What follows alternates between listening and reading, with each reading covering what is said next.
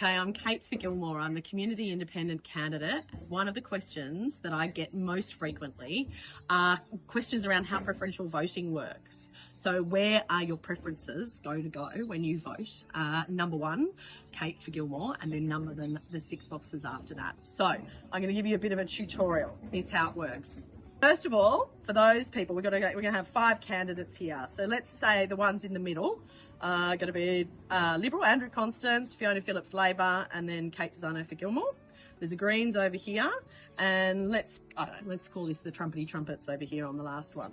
So we know when people cast their first preferences, let's say, what do we reckon? About 40% of people at this rate are going to do Andrew Constance for their first vote.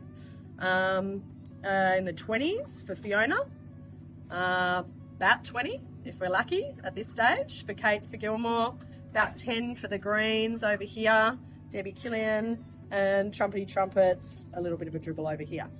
So let's say that's everybody's first preferences. Now, the way preferential voting works is whoever's got the smallest number of votes, their second choices now come into play. So the trumpety trumpets are out of the competition, but your vote is never wasted. If you voted number 1 for these guys, then the second preferences now come into play. So let's imagine people who are voting for minor parties like these guys, they usually like independents, so we'll probably pick up a few of those, and Constance will probably pick up the rest, let's be honest. So that's how that one works. Now let's go to the Greens. They're probably the next ones out. So most of the Greens preferences would traditionally go to Labor. We hope it's going to be about equal, let's say, this time. So bit for Labor, bit for the Independents, and a dribble of Greens head over to the Liberals. So so now we're down to 3 candidates at this stage. Now gets to the interesting bit, right? So all of these candidates here, we've probably still got Constance, which is ahead.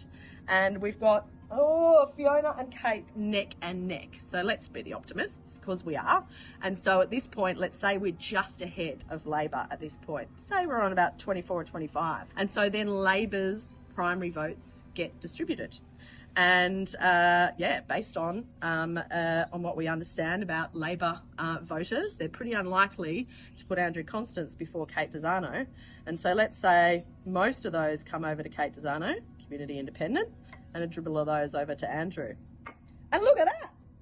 I reckon that looks like about a 52-48. And you've got a new Community Independent candidate for the seat of Gilmore. That's how we're going to get it done. And what I really want you all to know and understand about preferential voting is you should vote where your values, your principles feel most comfortable, and know that if any of your first choices are knocked out, your vote is really powerful down to the very last moment. So don't ever think that you've got a wasted vote. Come on, Gilmore, I reckon we can get this done. Authorised by Kate Desano, Berry.